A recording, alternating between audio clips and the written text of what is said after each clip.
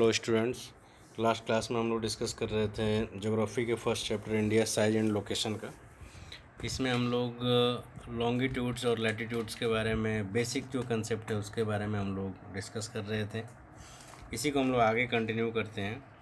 जैसा कि हम लोग जानते हैं कि इंडिया जो है कम्प्लीटली, हम लोग बात कर रहे थे कि इंडिया अगर लैटिट्यूड के हिसाब से देखा जाए तो कम्प्लीटली जो है वो नॉर्दर्न हेमिस्फेयर में रहता है, उत्तरी गोलार्ध में स्थित है। जबकि लॉन्गिट्यूड्स के हिसाब से देखें तो इंडिया जो है वो पूरी तरीके से पूर्वी गोलार्ध में अर्थात ईस्टर्न हेमिस्फेयर में बिलोंग करता है या सिचुएटेड है। अब अगर देखें तो हम लोग यहाँ पे एक चीज़ देख सकते हैं कि ये जो ठीक बीचों बीच से जो लाइन ये गुजर रही है, डॉटेड लाइन आप देख पा रहे हैं, 0 डिग्री जो है ये 0 डिग्री लैटिट्यूड्स है। और इसके बारे में मैंने कहा भी था कि ये जो है इसको हम लोग इक्वेटर कहते हैं या विषुवत रेखा कहते हैं। और इस इक्वेटर के जो भी पॉइंट जो है वो नॉर्थ में जो है उसको हम लोग जो है नॉर्दर्न हेमिस्फेयर के नाम से जानते हैं। जैसे ये इधर के जितने भी देश स्थित हैं ये सारे के सारे जो है वो हमारे जो है वो सब के सब जो है वो किस में आएंगे, नॉर्दर्न हेमिस्फेयर में आएंगे। जबकि इस पॉइंट के इक्वेटर के साउथ में अगर देखें, ये ऑस्ट्रेलिया को जैसे देखते हैं, जैसे ये अमेरिका का ये पार्ट जो है वो सारा का सारा जो है वो सदर्न हेमिस्फेयर में आता है। तो ये बात तो हम लोग पिछले क्लास में भी डिस्कस किए थे।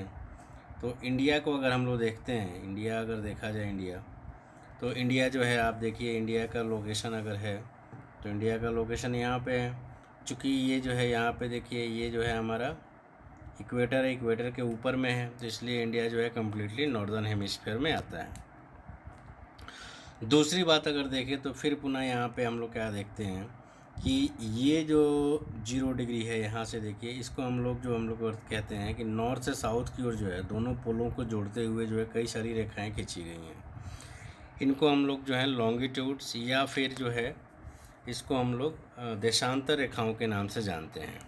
और फिर वही बात है कि इस 0 डिग्री के राइट साइड में जितने भी देश आएंगे उनको हम लोग कहते हैं ये सारे के सारे ईस्टर्न हेमिस्फेयर में आते हैं, पूर्वी गोलार्ध में। जबकि इस 0 डिग्री के इस लेफ़्ट साइड में या वेस्ट में जितने भी कॉन्टिनेंट या नेशंस आएंगे वो सारे के सारे जो हैं वो वेस्टर्न हेमिस्फेयर या पश्चिमी गोलार्ध में स्थित कहलाएंगे। समस्या ये है कि हम लोग लास्ट क्लास में पढ़े थे कि जो 0 डिग्री होता है, 0 डिग्री अक्षांश रेखा जो है जिसको इक्वेटर के नाम से हम लोग जानते हैं, उस इक्वेटर की खासियत यह है कि वो ठीक बीचों बीच में है। वो तो बीचों बीच में होने के कारण क्या है कि बीचों बीच में होने के कारण वो आसान पड़ जाता है कि उसको 0 डिग्री मान लेते हैं, तो उससे नॉर्थ या साउथ की हम लोग जो है उससे मुड़ते हैं और आसानी से जो है, क्योंकि सबसे बड़ी जो रेखा होती है अक्षांश रेखाओं में वो इक्वेटर ही है, वो विषुवत रेखा ही है। बाकी सारी रेखाएं जैसे जैसे हम लोग नॉर्थ या साउथ की ओर जाएंगे सारी रेखाएं जो है वो उससे छोटी होती जाती हैं। लेकिन समस्या ये है देशांतर रेखाओं के साथ कि कोई भी रेखा जो है, सभी की सभी रेखाएं जो हैं, देशांतर रेखाएं जो हैं, लॉन्गिट्यूड्स हैं, वो लगभग जो हैं बराबर लेंथ की होती हैं और सारे के सारे जो है ग्रेट सर्कल का निर्माण करते हैं, बड़े वृत्त का निर्माण करते हैं। इसलिए हम लोग जो है उसमें किसी भी लाइन से स्टार्ट कर सकते हैं, मतलब किसी भी देशांतर रेखा से हम लोग काउंटिंग स्टार्ट कर सकते हैं। अब समस्या ये होगी, अच्छा अगर मान लीजिए तुलना करना है 1 डिग्री देशांतर और 2 डिग्री देशांतर के बीच में, तो जिसके साथ तुलना करना है उसको हम लोग प्राइम मेरिडियन कहते हैं, मानक मध्याह्न रेखा उसको कहते हैं। उसमें समस्या ये पैदा हो रही है कि आखिर इसको हम किस रेखा से काउंटिंग स्टार्ट करें। अब इस समस्या को सॉल्व करने के लिए पूरे विश्व के जो जोग्राफर्स हैं 1884 में वाशिंगटन डीसी जो अमेरिका का एक शहर है वहाँ पे एकत्रित हुए। वहाँ पे उन लोगों ने मीटिंग में निर्धारित किया कि ब्रिटेन में जो एक जगह है लंदन के ईस्ट में जो है, लंदन के ईस्ट में एक जगह है, वास्तव में वो एक ऑब्जर्वेटरी है, वो वेधशाला है जिसका नाम है ग्रीनविच। उस ग्रीनविच से जो रेखा गुजर रही होती है उसको उन लोगों ने ये माना कि इसी को हम लोग सारे के सारे जो है वो क्या मान रहे हैं, प्राइम मेरिडियन उसको काउंट किया गया। जैसे ये 0 डिग्री वाली जो लाइन है ये आप देखिए, ये हमारा जो है ब्रिटेन है और ये लंदन आ गया। लंदन के जो है लंदन के इधर में जो है आपका ग्रीनविच आता है, और ग्रीनविच से जो ये लाइन, ये डॉटेड लाइन जो गुजर रही है, ये वाली जो लाइन गुजर रही है, ये ग्रीनविच से ही गुजर रही है। और इसको उन लोगों ने माना कि इसी लाइन को, इसी रेखा 0 डिग्री को ही जो है प्राइम मेरिडियन माना जाएगा। अब आगे ये कहा गया कि प्राइम मेरिडियन से जितने भी ईस्ट में जितने भी लाइंस होंगे, उनको उन लोगों ने कहा कि ये सब के सब जो हैं ईस्टर्न मेरिडियन या पूर्वी देशांतर रेखा कहलाएगा। जबकि इस 0 डिग्री के वेस्ट में जाने वाली जितनी भी रेखाएं होंगी वो सारी की सारी जो हैं वो वेस्टर्न मेरिडियन, या ऐसे कहें कि ईस्टर्न हेमिस्फेयर और वेस्टर्न हेमिस्फेयर का नाम इन लोगों ने दिया।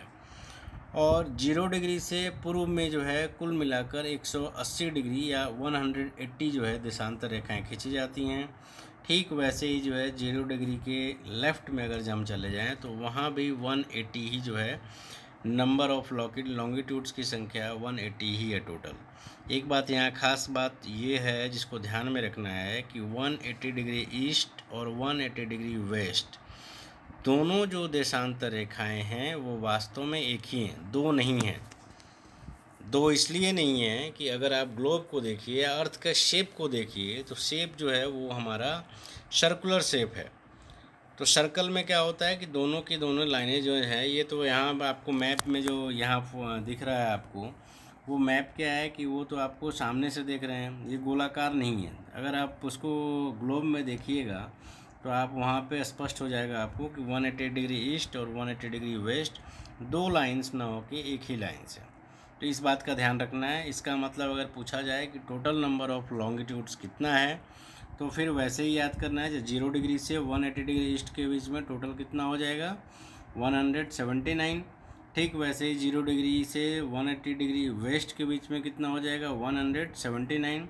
तो 179 इंटू 2 कितना हो गया, 358।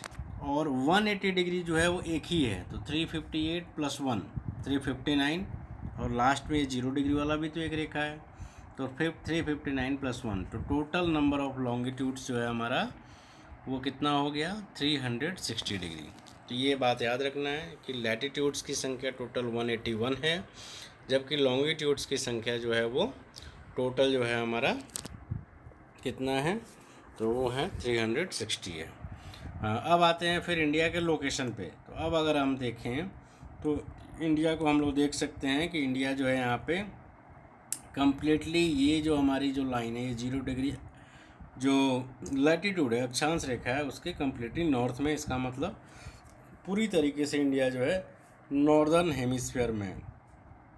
आप देखिए इंडिया का कोई भी हिस्सा इस 0 डिग्री के साउथ में नहीं पड़ता है, इसलिए हम कहते हैं कि भारत पूरी तरीके से उत्तरी गोलार्ध में स्थित है।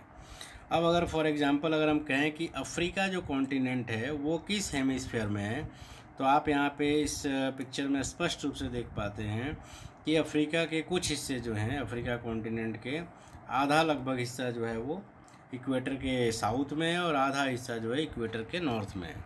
इसका मतलब ये कि अफ्रीका कॉन्टिनेंट जो है वो नॉर्थ हेमिस्फीयर और साउथ हेमिस्फीयर दोनों में स्थित है। मतलब इसके कुछ देश ऐसे होंगे जो साउथ हेमिस्फीयर में आएंगे और कुछ ऐसे देश होंगे जो नॉर्थ हेमिस्फीयर में स्थित होंगे। तो ये बात ध्यान रखना है कि इंडिया जो है कम्प्लीटली नॉर्दर्न हेमिस्फीयर में है। ठीक वैसे ही अगर हम लोग लॉन्गिट्यूड्स के हिसाब से देखें तो ये 0 डिग्री के, चूँकि ईस्ट में इंडिया स्थित है, इसलिए इंडिया जो है ईस्टर्न हेमिस्फीयर का हिस्सा है। दूसरी बात, लास्ट वीडियो में हमने वो जो डिस्कस किया था कि इंडिया का जो एक्सटेंशन है लॉन्गिट्यूड्स के हिसाब से, लैटिट्यूड्स के हिसाब से, वो है ये वाला जो पॉइंट है। अगर देखें ये एकदम नीचे वाला पॉइंट, ये नीचे वाला पॉइंट अगर हम लोग देखें, ये वाला जो पॉइंट है,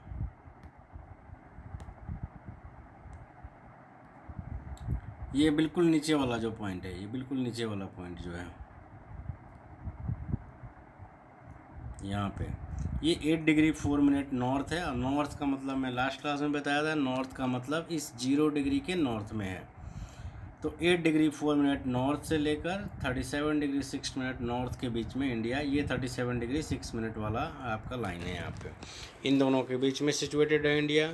ठीक वैसे ही अगर हम लोग इसके हिसाब से देखें, लॉन्गिट्यूड्स के हिसाब से देखें, तो ये वाली जो लाइन गुजर रही है, ये लाइन हो जाती है 68 डिग्री 7 मिनट ईस्ट।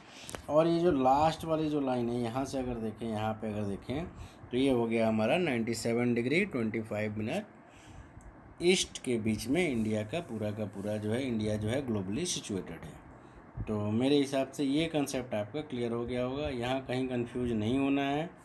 अगर आपका क्वेश्चन पूछता है कि इंडिया किस हेमिस्फीयर में है, तो आपको दोनों बताना है कि इंडिया जो है लैटिट्यूड्स के हिसाब से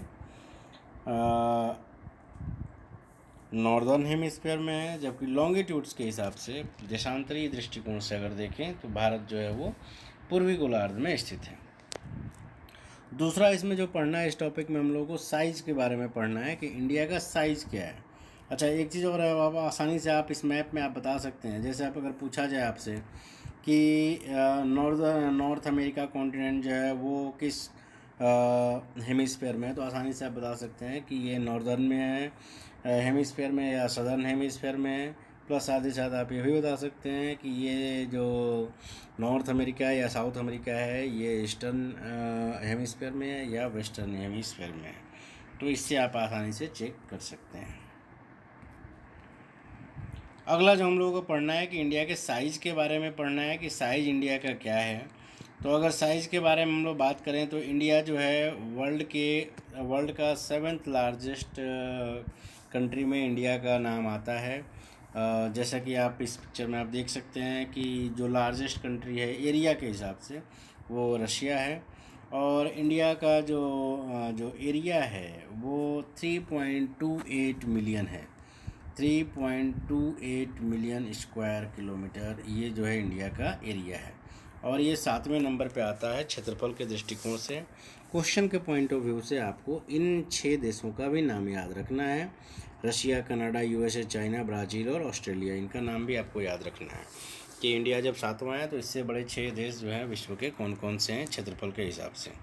एक बात और ध्यान रखना है आपको, लास्ट चैप्टर जो ज्योग्राफी का आप पढ़िएगा पॉपुलेशन का, तो उसमें आप पढ़िएगा कि इंडिया का जो एरिया है वो मात्र वर्ल्ड के एरिया का टोटल, अगर वर्ल्ड का हम लोग देखें, अगर वर्ल्ड का टोटल एरिया मान लें 100 है, तो इंडिया का एरिया उस 100 में मात्र 2.4% है। जबकि इस पे जो जनसंख्या का जो हमारा प्रतिशत है वो टोटल, अगर वर्ल्ड का पॉपुलेशन को 100 मान लें तो उस टोटल 100 में 17.4% है। मतलब लगभग हर 18वां व्यक्ति आपको विश्व का भारतीय है। ये बात आपको ध्यान में रखना है।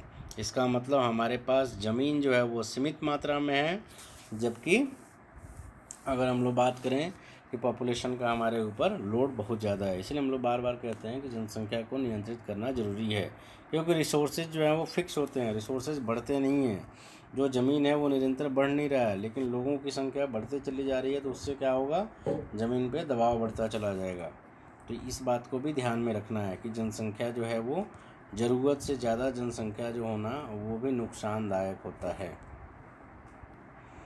दूसरी बात इसमें हम लोगों को ये जानना है कि इंडिया जो है, इंडिया का बाउंड्री जो है वो किस तरीके से है। तो यहाँ 2 बात याद रखना है कि इंडिया का बाउंड्री जो होता है वो 2 तरीके का होता है। एक तो लैंड बाउंड्री होता है, और दूसरा जो है हम लोग जिसको कहते हैं लैंड बाउंड्री, एक तो हो गया, और दूसरा जो है वो हमारा कोस्टल लाइन होता है। तो इसमें हम लोग देख लेते हैं कि इंडिया का जो लैंड बाउंड्री है वो आप यहाँ पे देख लीजिए 15,200 किलोमीटर इंडिया का लैंड बाउंड्री है, ये याद रखना है 1 मार्क्स के क्वेश्चन के लिए। ठीक वैसे ही कोस्ट लाइन जो बाउंड्री है हमारा, और कोस्ट लाइन बाउंड्री का मतलब ये कि वो एरिया जो समुद्र से सटा हुआ है या जल से लगा हुआ है। तो अंडमान निकोबार और लक्षद्वीप को मिलाते हुए हमारा जो कोस्टल जो बाउंड्री है वो है 7,516.6 किलोमीटर। तो ये भी जो है हमको याद रखना है कि 1 मार्क्स के लिए जो है इसको भी याद रखना है। दूसरी बात इसमें एक बात और है जिसको आपको याद रखना है कि इंडिया का जो अगर हम लोग देखें कि जो इसका जो लॉन्गिट्यूडनल डायमेंशन है, जो देशांतरीय विस्तार है वो काफ़ी ज़्यादा है। जैसे 68 डिग्री 7 मिनट से स्टार्ट होके ये 97 डिग्री 25 मिनट के बीच में फैला हुआ है। तो ऐसी स्थिति में क्या होता है कि इंडिया का चूँकि देशांतरी विस्तार बहुत ज़्यादा है, इसलिए इंडिया के ठीक बीचों बीच से जो देशांतर रेखा गुजरी है उसी को हम लोग इंडिया का प्राइम मेरिडियन मान लिए हैं। इसका मतलब जो 82 डिग्री 30 मिनट ईस्ट से जो रेखा गुजरती है वो भारत के मानक मध्याह्न है, वो भारत की प्राइम मेरिडियन लाइन है। और वहाँ का जो लोकल टाइम होता है, लोकल टाइम क्या होता है कि एक लोकल टाइम ये होता है कि लोकल टाइम का मतलब होता है कि दिन का वो समय सामान्यतः ठीक 12 बजे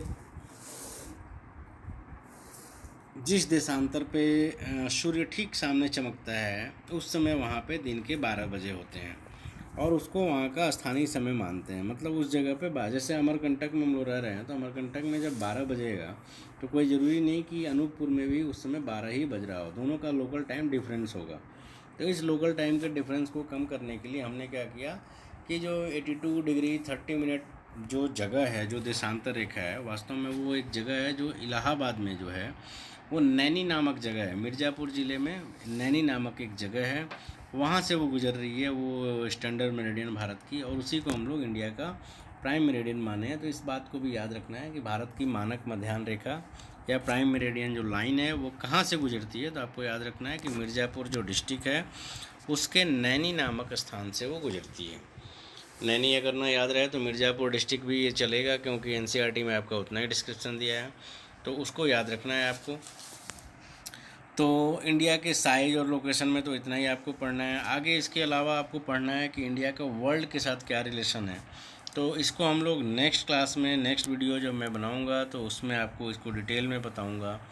फ़िलहाल जो है, चूँकि इस तरह का जो है वीडियो मैंने पहली बार बनाया, इससे पहले मैं बोर्ड पे ही पढ़ाता था, तो आपको जो है कमेंट में जाके इसको करना है, कमेंट में आपको बताना है कि आपको इस तरह का वीडियो पसंद है या फिर वो ट्रेडिशनल जो तरीका है बोर्ड पे पढ़ाने का वो तरीका पसंद है। उसके हिसाब से फिर आगे हम लोग अपना लेक्चर जो है कंटिन्यू करेंगे। तो इतना आप लोग पढ़ के रखिएगा। बाकी अगर कोई समस्या होगा तो आप कमेंट में उसमें आप लिख सकते हैं, अगर कोई कंसेप्ट नहीं क्लियर हो तो। और नेक्स्ट क्लास में फिर हम लोग आगे इसको कंटिन्यू करेंगे। Thank you.